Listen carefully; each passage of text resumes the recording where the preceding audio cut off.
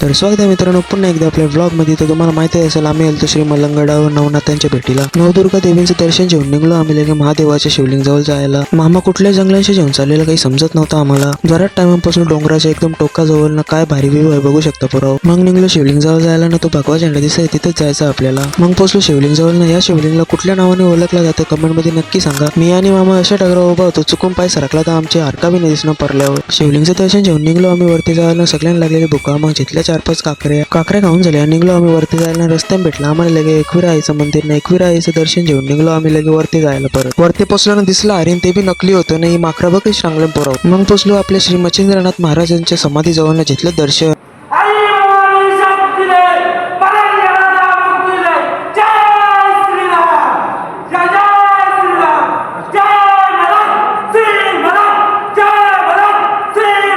समाधीचं दर्शन घेऊन निघलो आम्ही लगे. श्री मच्छिंद्रनाथ महाराजांच्या घोड्याने तिथून टाप मारून पाणी काढलेलं तिथं पोचलो लगे आम्ही. योच तो खड्डा तिथून टाप मारून घोड्याने पाणी काढलेला. दर्शन घेऊन निघलो आम्ही. खालती जायला नाही माकर बघ कसं फुटानं खातं पोराव. या कुत्र्याचं डोल काही वेगळंच होतं. लेन्स लावलेलं वाटतं कुत्र्याने. तर चला आजचा मिनी ब्लॉग इथेच एंड करता. कसा वाटला कमेंट मध्ये नक्की सांगा. लाईक सबस्क्राईब आणि इंस्टाला फॉलो करायला विसरू नका.